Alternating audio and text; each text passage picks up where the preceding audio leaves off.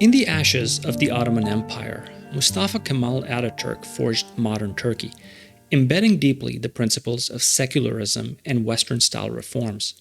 His vision shaped Turkey into a nation that balanced its rich Islamic heritage with a desire for modernization and secular governance. Yet as we dive into the topic of Turkey as it exists today, we sense a drift from Ataturk's foundational tenets, especially as the Kemalists have all but been purged from the system by Erdogan's AK party and the Gulenists. This shift is more than an ideological detour. It impacts the economic fabric of the nation. An analysis of the change in Turkey's social dynamics would be an interesting topic for another day. We will, however, limit ourselves to a discussion of its economic trajectory. The value of a country's currency has a profound impact on its citizens, especially those from the middle class and poorer sectors of society.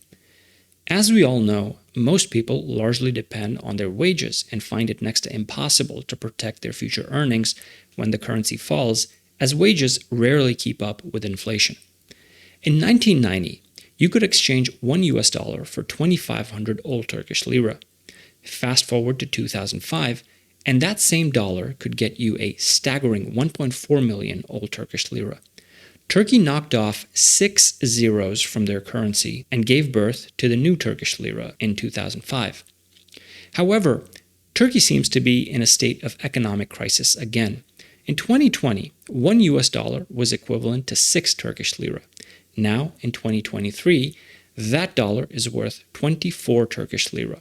So despite all the steps taken by the Central Bank of Turkey to stabilize the currency by intervening in forex markets, the lira finds itself in a state of collapse once again.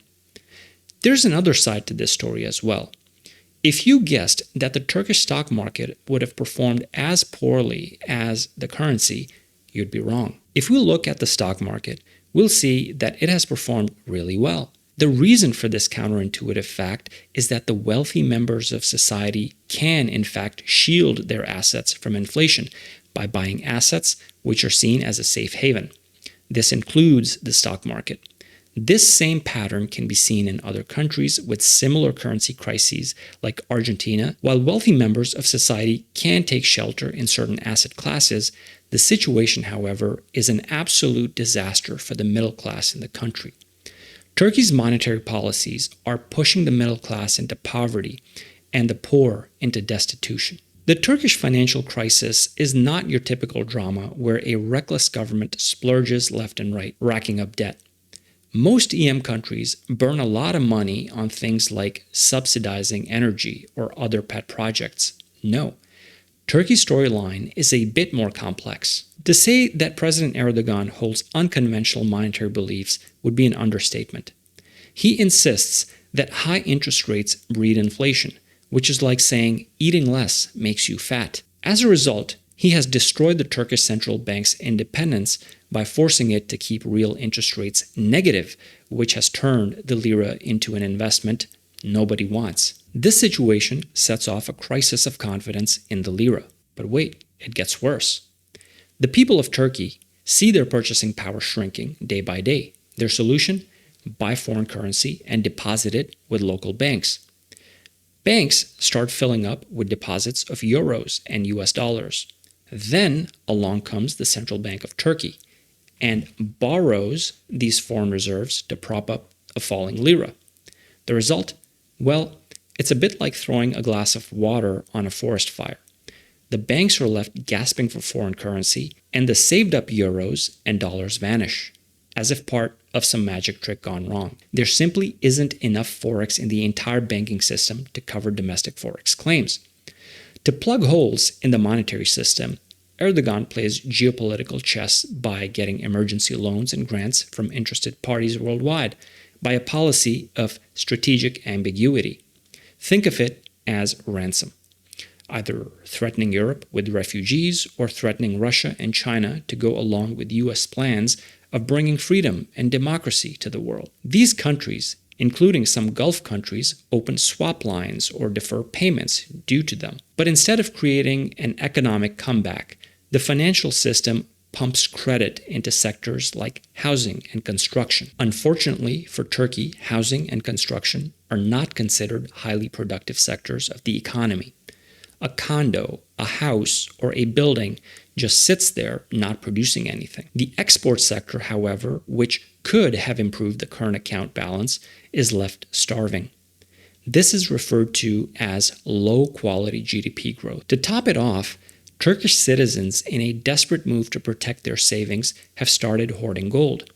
This gold rush worsens the current account deficit and creates a vicious cycle. Meanwhile, negative real rates fuel overconsumption because people know their money will be worth less tomorrow, so they draw in their spending from the future to today. The country, struggling under its massive external deficit, cannot borrow enough to balance the books. The Turkish economy's need to borrow is far greater than what international investors are willing to supply. In the end, sadly, all Turkey is left with is a currency crisis. Despite the grim prognosis, Turkey actually has a lot going for it. It has impressive human capital, a relatively healthy population pyramid, especially when compared to European countries, heavy industry, shipbuilding, and pockets of advanced technology. A casual observer might mistake the country for a shining beacon of success within the developing world, and yet the country teeters on the edge of yet another currency crisis. How, one might wonder, could a nation seemingly ripe for success find itself repeatedly in financial problems? Over the past 25 years, economic stability has been a stranger to Turkey. It has endured a banking and currency crisis in 2001, a global financial crisis in 2008, difficulties in 2013, and now wrestles with escalating inflation. The Lira's downward spiral has mirrored a worrying loss of market confidence, with the latest inflation data showing that prices today are 40% higher than they were at the same time last year, and nearly all foreign bond investors have rid themselves of the country's paper. But Turkey has shown in the past that it can, in fact, course correct and do what is necessary to rescue the economy. Let's go back to the troubled period of the late 90s and early 2000s. These years were marred by severe financial crises, particularly in 99 and 01. These crises were products of a volatile mix of various factors, including the inability to form a stable coalition government, exposures in bank balance sheets, weak economic conditions, towering public debt, a vast current account deficit, and out-of-control inflation. The country's currency hyperinflated to such an extent that a currency redenomination was necessary in 2005, with 1 million old Turkish lira being replaced by 1 new lira. It was in this chaotic landscape that Erdogan, following his AK party's victory, became prime minister in 2002. At the time, Turkey had a parliamentary system. Today's Western perception of President Erdogan's leadership contrasts sharply with the decisive actions he took to steer Turkey's economy from instability towards growth as prime minister. At the time, international investors had withdrawn $70 billion from the country in a span of months, leading to widespread unemployment, a lack of credit availability, and rampant hyperinflation. And remember, $70 billion for any EM economy is an extremely large number. Prime Minister Erdogan's government took the lead, carrying out important economic changes. The story arc of Turkey describes a nation that was on the verge of economic catastrophe, but managed to pivot towards recovery, only to lose its way once more. Let me share with you a remarkable turnaround story. It's about how Turkey, over the span of a decade starting in 2001, managed to rescue its economy from the brink of collapse.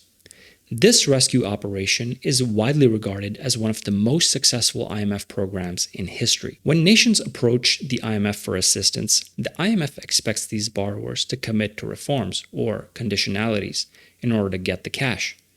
Enacting these reforms often proves politically challenging and requires firm leadership. Prime Minister Erdogan and the AK party led this change in Turkey. The IMF program called for something called fiscal consolidation, which essentially means broadening the tax base and reducing public expenditures. The IMF proposed a primary budget surplus target of 6.5% of GDP, which by any measure is a very ambitious target and required significant austerity measures.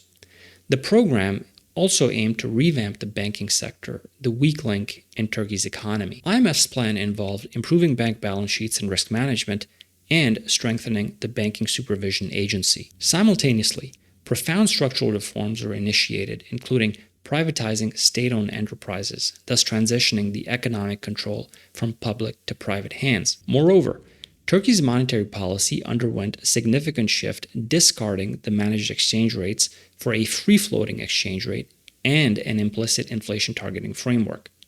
By 2013, Turkey had successfully paid off its IMF loan and marked the completion of one of the most successful IMF programs ever. The economy saw an uptick with plummeting inflation rates and diminishing public debt levels. Between 2003 and 2013, Turkey's economy grew, averaging a 5% annual growth rate. The government fostered this progress with investments in infrastructure and public services. However, structural issues such as higher than preferable unemployment, reliance on external financing, and vulnerability to global investor sentiment persisted.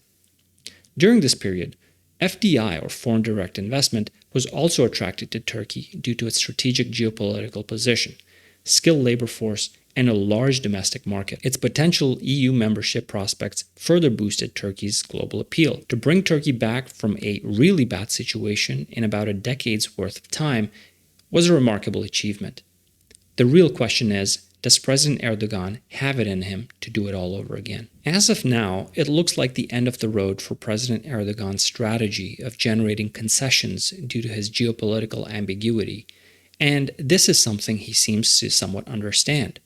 After all, he is a survivor and will do what he must. He's appointed a new central bank chief and finance minister who are much more orthodox in their economic approach. As we reflect on Turkey's economic planning, or lack thereof, we're reminded that economic policy is not merely about numbers and financial metrics, but has deep, far-reaching impacts on people's lives. The relentless depreciation of the lira and rampant inflation are not just academic phenomena. They directly affect the livelihoods of millions, eroding purchasing power and stoking economic uncertainty. The peculiar monetary policy in Turkey serves as a sobering reminder that theoretical economic principles have tangible, real-world consequences. Moreover, it underscores the importance of monetary stability and the focus on quality of GDP, not just the quantity. Ultimately, as we draw lessons from the Turkish story, it is important to understand that genuine, lasting prosperity lies in an economy that nurtures innovation, values human capital, and ensure stability for its citizens. A country's economic health is not just about the wealth it accumulates, but also about the societal resilience it fosters. I'm skeptical that President Erdogan will allow the central bank enough independence to see the more orthodox monetary policy through, although I hope I'm proven wrong, if only for the sake of the ordinary Turkish citizen.